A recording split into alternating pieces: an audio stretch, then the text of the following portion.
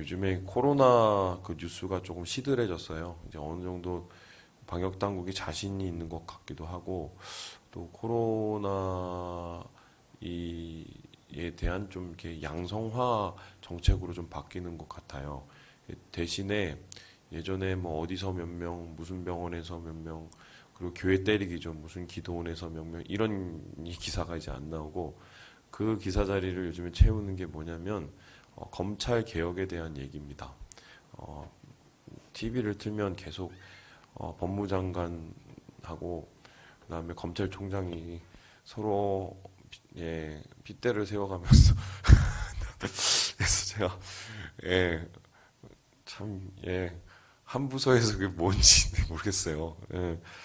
한쪽에서는 검찰이 개혁돼야 된다고 얘기를 해서 검찰 개혁을 위해서 투명성을 위해서 이제 소위 말해서 다 바꾸려고 하죠. 또 반대쪽에서는 검찰 수사 독립권을 지켜야 된다. 그래서 정권에 의해서 좌지우지되는 검찰이 되면 안 된다. 이렇게 해서 소위 말해서 이 기존에 있는 그 정권과 이제 맞짱을 뜨려고 합니다. 어느 사람이 말이 맞을까요? 궁금해요. 궁금하긴 하는데 저는 개인적으로 좀 꼴배기는 싫습니다. 왜냐하면 국민 앞에서 할 일은 아닌 것 같아요. 왜냐하면 그 법무부라는 곳이 재판을 하는 곳이잖아요. 재판을 하는 곳은 시시비비를 가려야 되는 곳이죠. 시비를 가린다는 것은 공의로워야 되는 것인데 공의를 말해야 되는 곳에서 서로가 잘못됐다고 손가락질을 해대니까 국민들은 억울하면 도대체 어디에 가서 정의를 찾겠습니까? 지금 우리 사회가 좀 그런 의미에서는 뭐 기존 권위의 해체인지 아니면 새로운 권위의 창조인지는 몰라도 혼돈의 시기 같아요. 근데 제가 그 예전에 그 있었던 교회에서 어, 목사님이 사기를 당했어요. 그래서 건축 사기를 당해서 제가 그때 행정 목사라 어쩔 수 없이 제가 그거를 해결하게 됐어요. 그래서 그 검찰하고 경찰을 거의 나중에 셈을 해보니까 50번을 넘게 왔다 갔다 했어요. 진술부터 시작해서 하고 제가 그 한 1년여 그거를 하면서 는 게 있는데 조서를 되게 잘 쓰고요. 내용 증명을 되게 잘 써요. 혹시 저한테 부탁하실 일 있으면 제가 그거 좀 쓸 줄 알거든요. 배웠어요. 근데 참 목사 별걸 다 하죠. 근데 제가 그때 느꼈던 게 뭔지 아세요? 우리 생각에는 당연히 피해자가 있고 가해자가 있어서 법은 피해자 편이라는 생각이 있잖아요. 그리고 가해자는 당연히 벌을 받아야 된다는 생각이 있는데 실제로 이제 법정에 가면은 그렇지 않을 수도 있다는 거예요. 그리고 피해자가 마냥 피해자가도 아니고 가해자도 마냥 가해자가 아닌 경우가 되게 많아요. 그리고 사기를 쳤어도 사기를 친 사람도 있지만 사기를 당한 사람도 소위 말해서 떳떳하지 못한 경우가 되게 많거든요. 그래서 그 세상에서의 정의가 과연 가능한 것인가? 억울함을 풀어주는 법정, 재판, 이게 과연 어느 정도 확보될 것인가? 뭐 이런 고민을 하게 됩니다. 그래서 뭐 옛날에 여러분 무슨 유전무죄, 뭐 무전유죄 외치면서 어느 집에 들어가갖고 그 강도들이 막 그 사람 해치고 뭐 그랬잖아요. 그분들이 옳지는 않지만 그분들이 했던 말은 우리가 좀 울림이 됐죠. 왜냐하면 세상 속에서 사실 이 억울함, 시비를 가릴 만한 공의로운 재판, 참 우리는 그게 매우 힘든 사회 속에 살고 있습니다. 근데 놀라운 것은 우리나라가 이 재판이나 어떤 공의를 밝히는 차원에서 살펴보면 선진국이에요, 사실. 그러면 이거를 다른 말로 표현하면 우리나라 말고 다른 나라는 많은 경우가 죄를 짓고도 아무렇지도 않게 살아갈 수 있고 반면에 죄를 안 진 사람이 죄를 진 것처럼 살아갈 수도 있는 세상이죠. 지금 이 현대사회가 굉장히 개방화되고 어떤 현대사회가 민주화돼도 이 모양인데 우리가 이 시계를 500년, 1000년, 2000년 혹은 3000년 전으로 돌려서 그때가 되었을 때 과연 힘없는 사람들에게 공의를 말할 수 있는 그런 여지가 있었을까 생각해 봤을 때 주먹이 법이고 힘이 곧 왕인 시대에서 사실 고아, 과부, 나그네 힘없는 사람들은 항상 이 권력의 밥이었습니다. 그리고 그들을 돌아볼 수 있는 법과 제대로 된 공의로운 재판정은 없었죠. 오늘 말씀은 사실 그런 데 대한 얘기예요. 이 다윗이 되게 힘들어요. 왜 힘드냐면 공격을 받고 있기 때문인데 다윗이 어떤 공격을 받았느냐? 다윗이 받았던 공격은 두 가지의 공격으로 봅니다.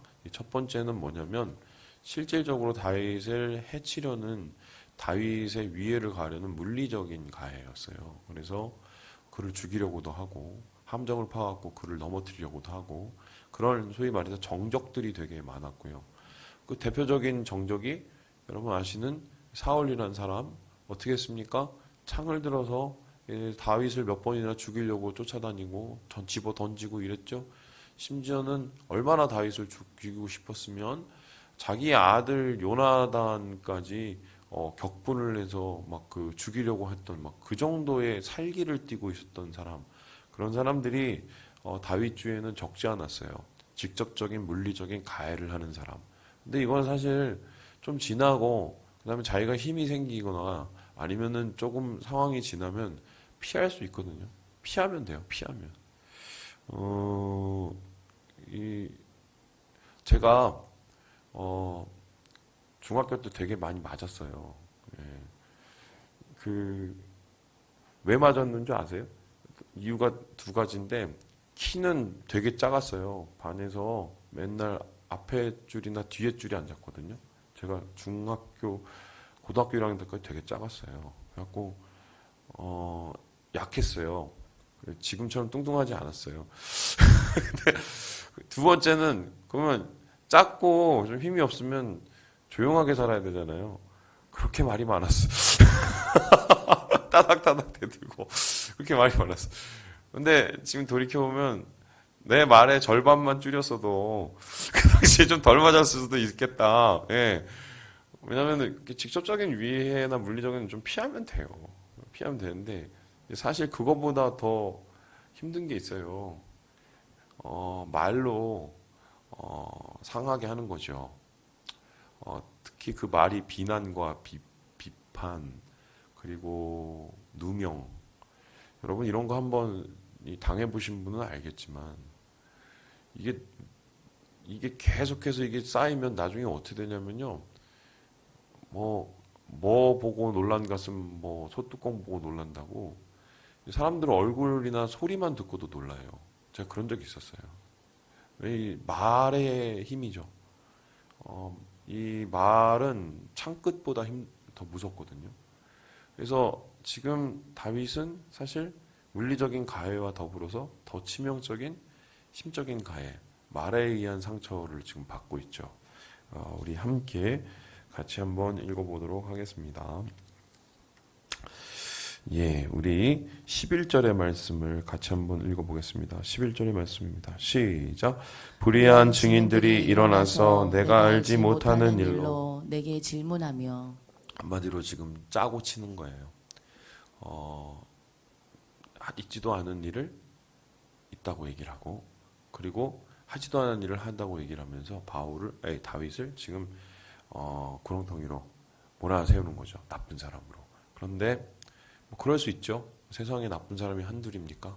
문제는 이렇게 자기를 비난하고 누명을 씌운 사람이 가까운 사람이었다는 거예요. 제가 어제 이 말씀 보면서 모르겠어요. 이게 제가 너무 감정을 이입한지 모르겠는데 막 이게 가슴이 너무 아프더라고요. 바로 이 부분인데 우리 14절의 말씀을 같이 한번 읽어보겠습니다. 14절 말씀입니다. 시작. 내가 나의 친구와 형제에게 행함같이 그들에게 행하였으며 내가 몸을 굽히고 슬퍼하기를 어머니를 곡함같이 하였도다. 형제처럼 대하고 어머니 죽은 것보다 더 아프게 그 사람에게 애틋한 마음을 가지고 있었어요. 심지어는 이 13절에 보니까 병들었을 때 그렇게 아파하고 그리고 기도를 정말 죽기 살기로 그 사람을 위해서 한 사람. 한마디로 그냥 절친이죠. 절친. 요즘 말로 하면 여러분 나이가 들면 친구가 점점 없어지지 않습니까? 그렇죠? 우리 이보영 권사님은 친구 부자잖아요. 그렇죠? 덕이 많으셔서. 근데 저도 보면 옛날에는 왜 그런가 모르겠는데 이게 인간관계가 나이가 들면 좁아져요. 그죠? 그리고 친구, 정말 믿을 만한 친구가 이제 손에 꼽아지거든요. 저도 친구가 적잖은 편이었는데 요즘에 뭐 힘든 일 있으면 전화할 친구가 그렇게 많지 않아요. 근데 다윗에게는 더 그렇죠. 어려움의 순간에서 함께 어려움을 뭐 견뎌내지 않았겠어요? 그리고 함께 뭔가 힘겨움을 이겨냈던 그 사람.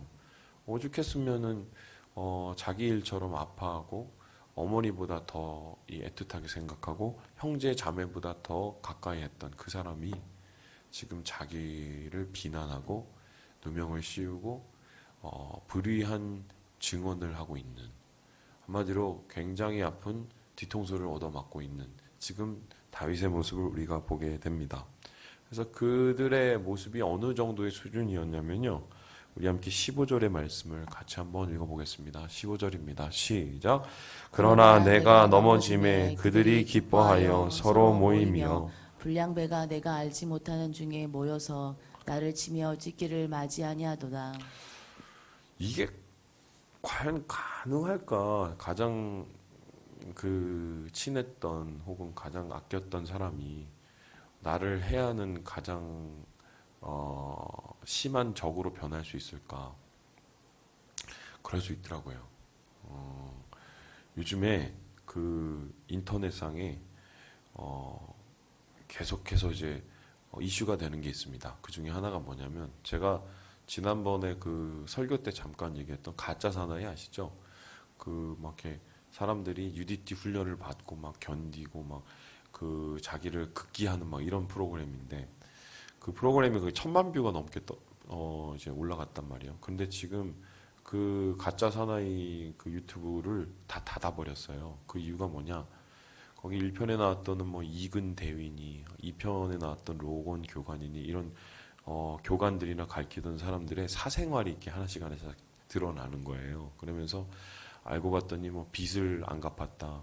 알고 봤더니 옛날에 무슨 여자 관계가 복잡했다. 뭐 이런부터 시작해서 뭐 아니면 돈 대먹고 먹튀했다. 뭐 이런 게 이제 밝혀졌는데 그 이야기 중에는 맞는 얘기도 있고 틀린 얘기도 있고 부풀려진 얘기도 있고 그래서 그 비난이 어느 정도 수준까지 갔냐면 그 한 사람은 그 과거를 들춰내서 자기를 비난하는 그 비난을 못 이겨서 그의 아내가 충격을 받아서 유산까지 했어요.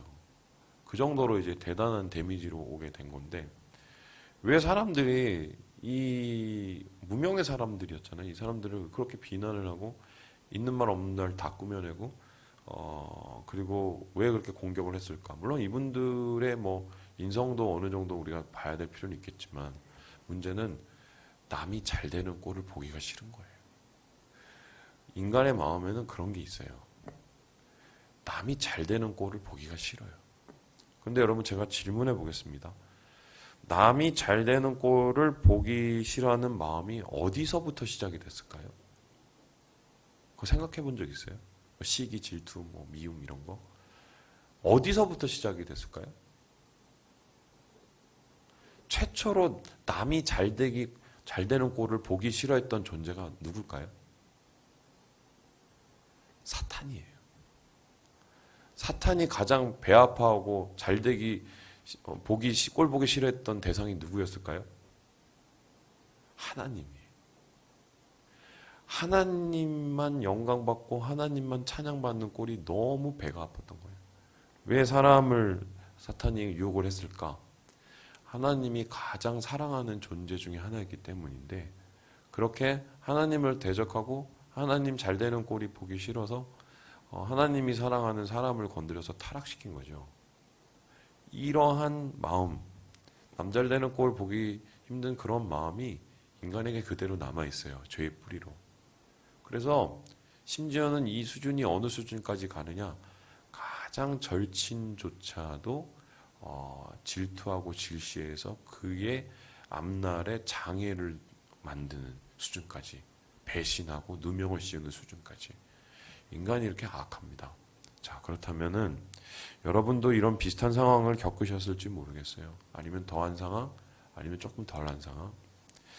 이 상황 속에서 우리가 어떻게 합니까? 제가 예전에 만났던 성도들 중에선 이런 비슷한 몇 번의 경험을 하고 나서, 배신을 당하고 나서, 그것도 가족이었어요. 이 멘붕이 와서 소위 말해서 정신 문제가 생긴 분도 제가 봤어요.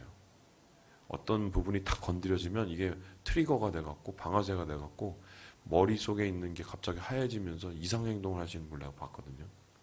이 엄청난 마음속에 이제 상처로 남아 있는데 분하고 억울하니까 해결이 안 되니까 마음속에 있는 장치와 머릿속에 있는 회로를 다 꼬이게 만들어 버리잖아요. 그런데 놀라운 거는 다윗으로 따지면 그런 일을 정말 수도 없이 당했는데 그의 마음은 그렇게 꼬여있지 않았다는 거예요. 그의 마음은 그렇게 붕괴되지 않았다는 겁니다. 자, 그렇다면 얼마나 다윗이 강력한 멘탈이길래 그럴 수 있었을까? 그런데 우리가 다윗의 시나 다윗의 여러 가지의 삶을 보면 이 사람 작곡을 하고 노래를 부를 정도로 굉장히 여린 사람이거든요. 근데 이런 사람이, 이 감성자가 어떻게 이러한 상처와 이러한 비난과 이러한 공격들 속에서도 마음의 순전함을 지켜낼 수 있었을까? 오늘 그 이야기가 나옵니다. 우리 23절의 말씀을 같이 한번 읽어보겠습니다. 23절입니다. 시작. 나의 하나님 나의 주여 떨치고 깨셔서 나를 공판하시며 나의 송사를 다스리소서.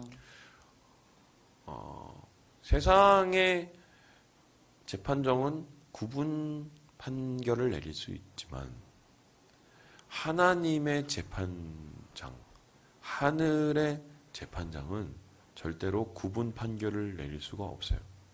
옳고 그름을 정확히 판단하시고 원통한 자들의 마음을 풀어주신다는 걸 알고 있고, 잠시 잠깐 이 세상의 재판장에서 구분 판결로 이길 수는 있으나 영원한 하나님의 재판장 앞에서는 그들의 시비가 다 가려지고 그들의 죄가 다 드러나 약한 자들과 당한 자들의 원통함을 다 해결해 주시고 풀어 주신다는 확신이 다윗에게 있었어요.